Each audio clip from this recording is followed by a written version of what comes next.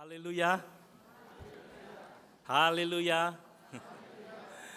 Puji Tuhan, saya sampaikan selamat malam dan salam sejahtera dalam Tuhan kita Yesus Kristus. Selamat Natal, kiranya damai sejahtera Kristus sungguh-sungguh limpah dalam kehidupan kita. Amin. Mari kita akan merenungkan kembali firman Tuhan. Mari kita membaca di dalam Injil Lukas pasal 2, kita baca ayat 21 sampai ayat yang ke-35. Injil Lukas pasal 2 ayat 21 sampai yang ke-35. Mari saya undang kita semua berdiri.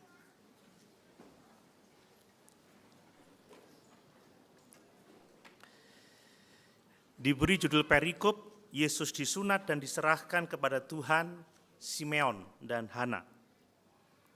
Dan ketika genap 8 hari dan ia harus disunatkan, ia diberi nama Yesus, yaitu nama yang disebut oleh malaikat sebelum ia dikandung ibunya. Dan ketika genap waktu pentahiran, menurut hukum Taurat Musa, mereka membawa dia ke Yerusalem untuk menyerahkannya kepada Tuhan. Seperti ada tertulis dalam hukum Tuhan, semua anak laki-laki sulung harus dikuduskan bagi Allah. Dan untuk mempersembahkan korban menurut apa yang difirmankan dalam hukum Tuhan, yaitu sepasang burung tekukur atau 2 ekor anak burung merpati. Adalah di Yerusalem seorang bernama Simeon. Ia seorang yang benar dan saleh yang menantikan penghiburan bagi Israel. Roh Kudus ada di atasnya, dan kepadanya telah dinyatakan oleh Roh Kudus bahwa ia tidak akan mati sebelum ia melihat Mesias, yaitu dia yang diurapi Tuhan. Ia datang ke bait Allah oleh Roh Kudus. Ketika Yesus anak itu dibawa masuk oleh orang tuanya untuk melakukan kepadanya apa yang ditentukan hukum Taurat, ia menyambut anak itu dan menatangnya sambil memuji Allah, katanya, "Sekarang Tuhan, biarkanlah hamba-Mu ini pergi dalam damai sejahtera sesuai dengan firman-Mu, sebab mataku telah melihat keselamatan yang daripada-Mu, yang telah Engkau sediakan di hadapan segala bangsa, yaitu terang yang menjadi penyataan bagi bangsa-bangsa lain dan menjadi kemuliaan bagi umat-Mu Israel." Dan bapa serta ibunya amat heran akan segala apa yang dikatakan tentang dia. Lalu Simeon memberkati mereka dan berkata kepada Maria ibu anak itu, "Sesungguhnya anak ini ditentukan untuk menjatuhkan atau membangkitkan banyak orang di Israel, dan untuk menjadi suatu tanda yang menimbulkan perbantahan, dan suatu pedang akan menembus jiwamu sendiri, supaya menjadi nyata pikiran hati banyak orang." Haleluya, puji Tuhan, silakan duduk.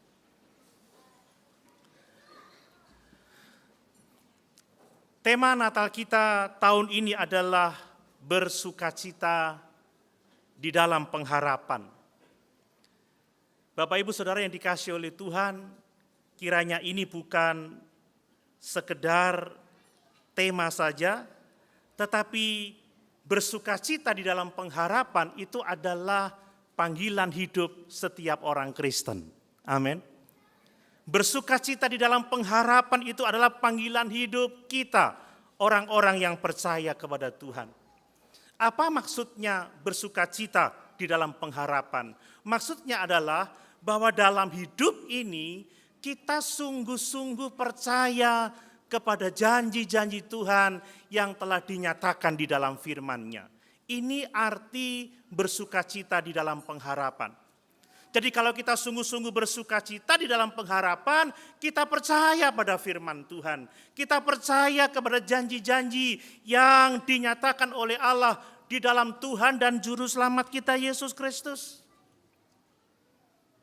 Berpengharapan tidak hanya sekedar kita menginginkan hal-hal baik akan terjadi di masa depan kehidupan kita, tetapi berpengharapan di dalam Yesus artinya percaya kepada Yesus, percaya kepada firman, dan menanti-nantikan penggenapan janji-janji Allah dalam kehidupan kita. Amin. Dalam pengertian seperti itu, apakah kita sungguh-sungguh bersukacita dalam pengharapan? Amin. Mari Bapak Ibu, sebagai orang Kristen, sebagai orang percaya, sebagai pengikut Kristus, biarlah dalam hidup ini kita sungguh-sungguh percaya kepada setiap janji Tuhan. Dan mari kita menanti-nantikan penggenapan janji-janji Tuhan itu dalam kehidupan kita. Nah, kita telah belajar kemarin dalam ibadah Natal bahwa Simeon adalah teladan bagi seorang yang bersukacita di dalam pengharapan. Kalau kita sungguh-sungguh percaya kepada janji-janji Tuhan, kalau kita sungguh-sungguh berpengharapan kepada Yesus, maka kita akan seperti Simeon, saudara. Kita akan hidup di dalam kebenaran. Simeon, dia menanti-nantikan penghiburan bagi Israel. Telah dinyatakan kepada olehnya melalui Roh Kudus bahwa dia tidak akan mati sebelum melihat Mesias. Dan atas iman pada janji-janji itu, Simeon hidup dalam kebenaran. Demikianlah hendaknya kita yang berharap kepada janji-janji Tuhan, kita harus hidup dalam kebenaran. Amin. Simeon itu disebut sebagai seorang yang benar dan saleh. Dia teladan bagi kita, biarlah kita sebagai orang-orang percaya kita hidup benar dan saleh.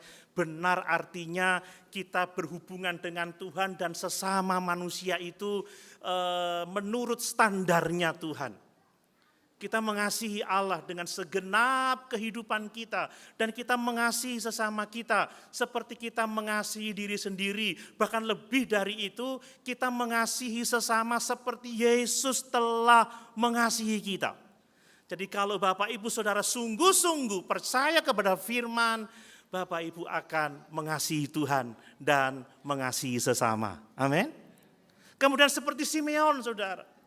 Kalau kita sungguh-sungguh bersukacita di dalam pengharapan, kita akan terus-menerus setia menanti-nantikan janji firman Tuhan itu digenapi dalam kehidupan kita. Saudara, dalam hidup ini, kita ini mengharapkan terus bahwa janji Tuhan dinyatakan, bahwa janji Tuhan digenapi, bahwa kita akan mengalami janji itu dalam kehidupan ini.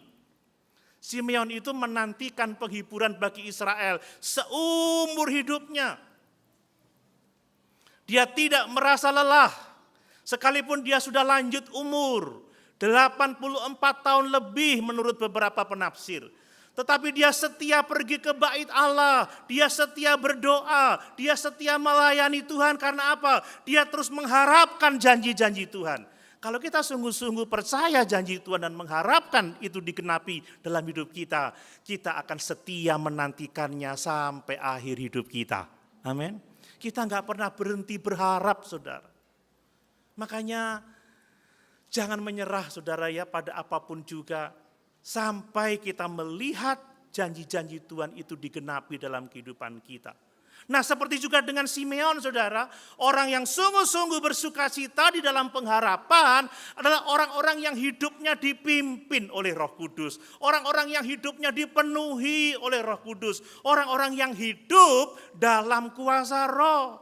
Saudara, dituliskan di teks yang kita baca tadi bahwa Roh Kudus ada di atas Simeon. Simeon itu bergerak, bertindak atas tuntunan Roh. Mari, kalau kita sungguh-sungguh percaya Yesus, hiduplah dipimpin oleh Roh Kudus. Dalam setiap langkah hidup kita, ketika kita menghadapi masa-masa sulit, mintalah pimpinan Roh Kudus. Saat kita harus memutuskan sesuatu yang penting dalam hidup ini, mintalah pertolongan Roh Kudus. Saat saudara harus mengambil tindakan yang berharga dalam hidup ini, mintalah pimpinan Roh Kudus. Harus dengan sadar terus berdoa, terus memohon pertolongan Tuhan dalam kehidupan kita. Ini orang-orang yang hidupnya berpengharapan kepada Yesus. Mari kita mengevaluasi di sepanjang tahun 2023 ini.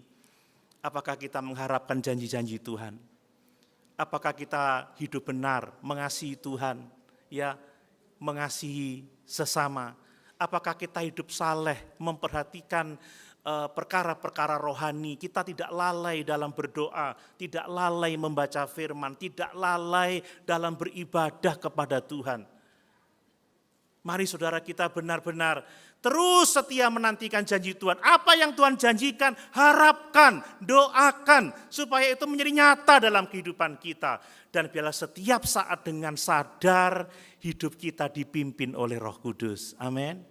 Saudara, mari kita menjalani sisa tahun 2023 dengan semangat menanti-nantikan janji Tuhan. Dan tahun 2024 kita akan melihat berkat-berkat Tuhan dinyatakan bagi setiap kita yang bersukacita dalam pengharapan. Nah, kita juga belajar kemarin bahwa orang-orang yang bersukacita dalam pengharapan seperti Simeon, dia diberkati oleh Tuhan, saudara. Hanya orang-orang yang sungguh-sungguh percaya, yang sungguh-sungguh oleh karena kepercayaannya hidup benar, hidup saleh, menanti-nantikan janji Tuhan dan hidup dipimpin Roh Kudus yang akan menerima berkat-berkat Tuhan dalam hidupnya. Tapi saya mau mengingatkan bahwa berkat-berkat Tuhan itu tidak hanya bicara soal berkat jasmani, saudara ya, soal uang, soal harta benda, tetapi lebih soal hubungan yang benar dengan Tuhan. Amin. Soal keselamatan jiwa. Ingat, kita diperingatkan oleh Tuhan Yesus Kristus, apa artinya kita memiliki seluruh isi dunia ini kalau jiwa kita binasa? Apa artinya kita memiliki segala kekayaan kalau kita tidak kaya di hadapan Allah?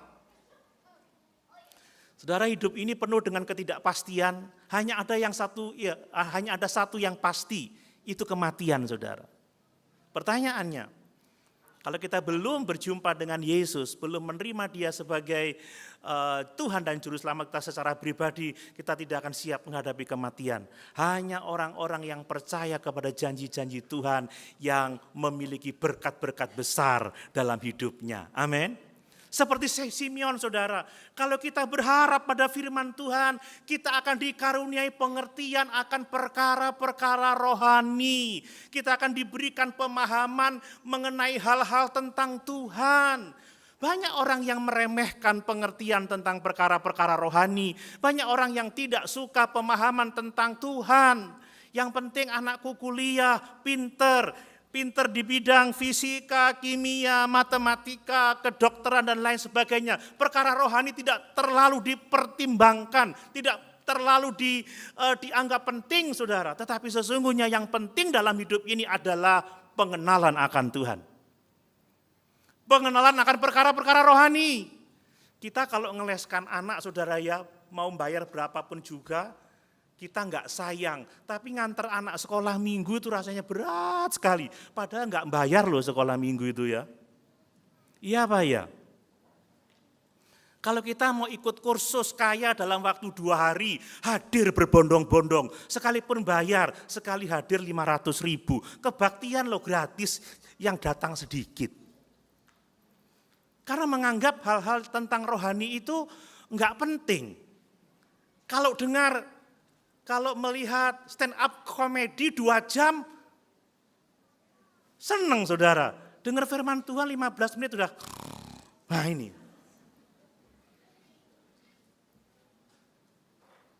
Bapak Ibu saudara sekalian, mengenal Tuhan, mengerti hal-hal rohani itu berkaitan dengan keselamatan jiwa kita.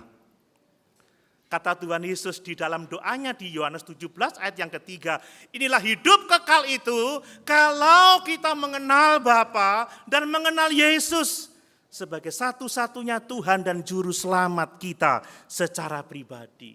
Itu berkat orang yang percaya kepada firman. Nah, orang yang percaya kepada firman adalah orang-orang yang akan apa saudara? Diberkati dengan apa? Diberkati dengan berkat dipenuhinya keinginan salehnya. Ada banyak keinginan dalam hidup ini, tetapi saya mau katakan ini bukan keinginan egois, tapi ini keinginan saleh, keinginan yang sesuai dengan kehendak Tuhan. Ingat doa kita, Bapa kami yang di surga, dikuduskanlah namamu, datanglah kerajaanmu, jadilah kehendakmu. Jadi keinginan-keinginan saleh kita yang sesuai dengan kehendak Tuhan pasti akan diluluskan oleh Tuhan. Simeon keinginannya diberkati oleh Tuhan. Dia boleh melihat Mesias juru selamat itu. Bahkan dia menggendongnya, dia memeluknya. Percayalah saudara, keinginan hatimu yang baik akan diberkati oleh Tuhan. Makanya yang setia dalam iman saudara ya, jangan timbul tenggelam. Setia sampai akhir. Amin. Dan seperti Simeon, kalau kita sungguh-sungguh mengharapkan janji-janji Tuhan di dalam Yesus Kristus, kita akan dipersiapkan untuk meninggalkan dunia ini. Kita akan dipersiapkan untuk menghadapi kematian kita. Musuh yang belum dikalahkan untuk kita loh ya, tapi itu sudah dikalahkan oleh Yesus, itu adalah kematian saudara. Siapa yang gak takut mati di sini? Semua kita masih takut mati ya Pak ya. Tapi orang yang mengharapkan janji Tuhan, dia siap menghadapi kematiannya. Lihat kata Simeon, sekarang ya Tuhan, biarkanlah hamba-Mu pergi dengan damai sejahtera, sebab aku telah melihat Mesias. Bapak Ibu, sebelum kita melihat Mesias, sebelum kita melihat Yesus, kita enggak akan pernah siap mati. Ini Natalan kok ngomong mati.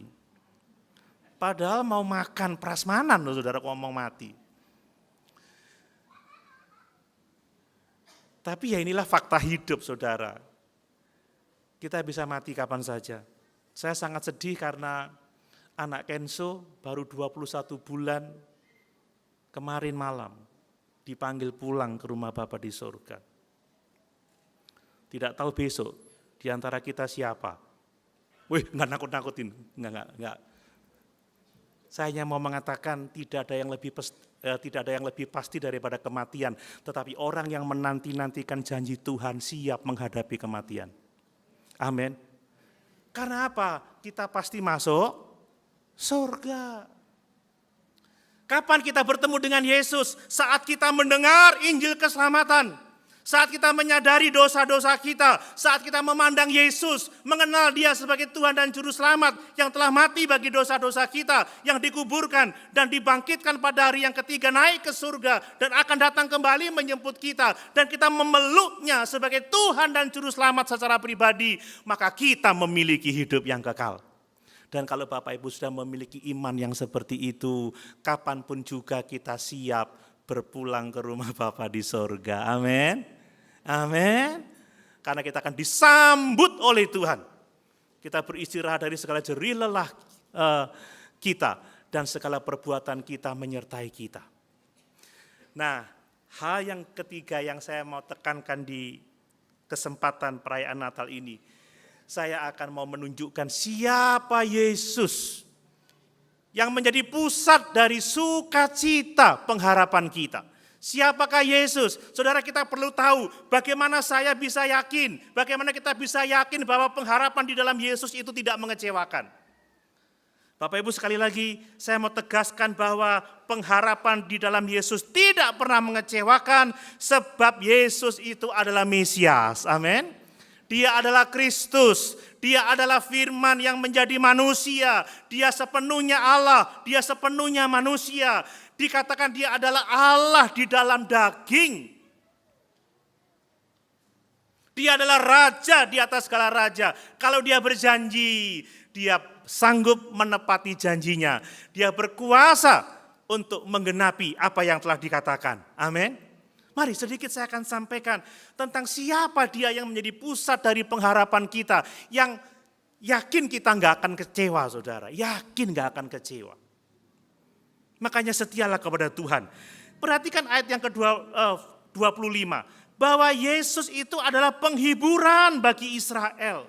Yesus itu Mesias, yaitu Dia yang diurapi oleh Tuhan. Yesus itu keselamatan, terang bagi segala bangsa. Tapi Yesus juga bisa menjadi batu sontohan bagi orang-orang yang tidak percaya kepadanya. Saudara, singkatnya Dia yang lahir 2000 tahun yang lalu yang kita rayakan kelahirannya sekarang ini. Dia adalah Tuhan Juru Selamat, Dia Mesias. Dia adalah Kristus yang dijanjikan sebagai penyelamat jiwa kita. Amin. Yakin kita nggak akan kecewa saudara. Saya harap kita bisa menghargai Natal karena kelahirannya sungguh sangat luar biasa. Luar biasa seperti apa? Yang pertama perhatikan, Yesus itu adalah Allah menjadi manusia, lahir tanpa dosa, tetapi diidentifikasikan dengan manusia berdosa. Ini pengorbanan yang sangat besar. Enggak bersalah tetapi dipandang bersalah. Enggak berdosa tetapi dijadikan dosa. Lihat saudara, Yesus disunat. Kalau apa sih artinya sunat itu? Sunat itu artinya penanggalan dosa-dosa kita supaya kita dikenan oleh Allah. Itu artinya sunat. Yesus kan enggak berdosa, tapi dia diidentifikasikan dengan orang berdosa, dia disunat. Dianggap orang berdosa, dijadikan berdosa karena kita. Dan Yesus dalam hidupnya mentaati seluruh ketentuan hukum Taurat. Ibunya saudara harus mengikuti upacara pentahiran setelah melahirkan anak. Ibunya, bapaknya harus mempersembahkan persembahan korban seperti yang ditetapkan oleh hukum Musa. Dan kita juga tahu pada akhirnya Yesus dibaptis oleh Yohanes Pembaptis. Namanya baptisan apa? Baptisan pertobatan. Saya mau tanya, apakah Yesus butuh bertobat? Tidak. Yang butuh bertobat itu saya. Yang butuh bertobat Bapak Ibu Saudara sekalian. Tapi Yesus lahir tanpa dosa, tapi dia diidentifikasikan dengan orang berdosa. Ini kasih sayang yang besar bagi kita. Dia melakukan semua itu bukan karena keberdosaannya, tetapi supaya dia menjadi penebus bagi kita. Sebagai orang yang dapat memikul dosa-dosa kita di dalam tubuhnya sendiri di atas kayu salib. Kemudian Yesus Kristus itu dilahirkan untuk menyelamatkan semua orang dari setiap bangsa dari dosa-dosa mereka. Memang keselamatan datang dari bangsa Israel, itulah yang menyebabkan kemuliaan bagi Israel. Tetapi kita membaca di Alkitab, Tuhan telah membuat sebagian orang Israel untuk menolak Yesus supaya bangsa-bangsa lain dijangkau oleh Injil. Setelah sejumlah besar bangsa-bangsa lain penuh dalam rencana keselamatan Allah, untungnya kita masuk di bagian itu. Amin. Maka Israel akan diselamatkan, saudara. Intinya, Yesus Kristus bukan hanya juru selamat orang Yahudi, tetapi untuk semua orang dari segala bangsa, untuk saudara dan saya, sehingga pengharapan tidak pernah mengecewakan. Amin. Dan yang berikutnya, Yesus Kristus itu lahir untuk apa? Untuk membawa hukuman bagi orang-orang yang menentang dia, membawa hukuman bagi orang-orang yang menolak dia. Makanya jangan melawan Yesus. Amin. Jangan menolak Yesus. Perhatikan itu, sesungguhnya anak ini ditentukan untuk menjatuhkan atau membangkitkan banyak orang di Israel dan untuk menjadi suatu tanda yang menimbulkan perbantahan. Saudara, untuk jatuh orang itu perlu bangkit. Iya Pak ya? Kalau orang nggak pernah bangkit, dia tidak pernah jatuh. Apa maksudnya menjatuhkan? Ada banyak orang-orang yang bangkit menyombongkan dirinya, merasa mampu, merasa bisa, merasa kuat, merasa tidak perlu Tuhan. Orang itu akan dijatuhkan oleh Tuhan. Tetapi orang yang merendahkan dirinya dan datang mengakui dosa-dosanya, percaya kepada Yesus, dia akan dibangkitkan oleh Tuhan Yesus Kristus. Amin. Amin Bapak Ibu. Makanya jangan tinggi hati, merasa nggak perlu Tuhan, nggak usah gereja-gerejaan, kan begitu ya, nggak usah lagi melayani Tuhan. Kalau kita sombong nggak perlu Tuhan, kita akan jatuh, saudara. Tapi kalau kita merendahkan diri kita, menjatuhkan diri kita pada salib Yesus, kita akan diangkat dan diberikan kemuliaan oleh Tuhan dan Juru Selamat kita itu. Mari kita seperti pujian lama itu, ku datang pada salib itu, amin. Jatuhkan dirimu dengan kerendahan hatimu untuk menerima dia sebagai Tuhan dan Juru Selamatmu secara pribadi. Dan yang berikutnya, siapa Mesias itu? Yesus yang lahir 2000 tahun yang lalu, dia datang untuk membawa keselamatan melalui pengorbanannya di atas kayu salib. Amin. Saudara, Dia tertikam karena pelanggaran-pelanggaran kita. Dia berkata, Maria, sebuah pedang akan menembus hatimu. Ini berbicara mengenai penyaliban Yesus yang membuat Maria menderita. Sebab anak yang dikasihinya mati dengan cara yang sangat mengerikan. Tetapi dibicara tentang pengorbanan Yesus untuk keselamatan jiwa-jiwa kita. Dan Yesus harus mengalami semuanya itu. Supaya barang siapa yang percaya kepadanya tidak binasa. Melainkan beroleh kehidupan yang kekal. Mari Bapak Ibu. Jangan biarkan ini sekedar menjadi tema. Mari kita sungguh-sungguh hidup bersukacita dalam pengharapan. Percayalah kepada Yesus. Harapkan janji-janji Tuhan melalui firman-Nya. Dan saat kita sungguh-sungguh berharap, engkau akan hidup dalam kebenaran. Engkau akan menanti-nantikan janji Tuhan. Engkau akan mau dipimpin oleh Roh Kudus. Dan engkau akan diberkati dengan pengenalan akan Tuhan. Keinginan-keinginan hatimu yang baik diluluskan oleh Tuhan. Dan engkau siap kapan saja dipanggil pulang. Amin saudara. Tidak ada ketakutan, mau hidup sejam lagi ke depan, sehari lagi ke depan, sebulan lagi ke depan, setahun lagi ke depan, 10 tahun lagi ke depan, kapan saja kita siap, sebab kita tahu darah Yesus telah menyelamatkan jiwa kita. Dan mari pandang Yesus, Dia yang adalah firman yang menjadi manusia, Dia yang tidak berdosa dijadikan berdosa bagi kita, supaya oleh pengorbanannya, kita dapat diselamatkan. Mari malam hari ini saudara, entah kita sedang dalam pergumulan, dalam persoalan apapun juga, menghadapi pencobaan yang hebat sekalipun, kita dapat memiliki pengharapan di dalam Yesus. Sebab Dia berkata, Dia akan menggembalakan kita, Dia akan memenuhi kebutuhan kita, Dia turut bekerja di dalam segala perkara untuk mendatangkan kebaikan bagi setiap kita yang percaya kepadanya, yang mengasihi Dia, dan yang terpanggil sesuai dengan rencananya. Amin. Selamat Natal, selamat menyongsong tahun baru. Tuhan Yesus memberkati. Mari sama-sama kita berdiri.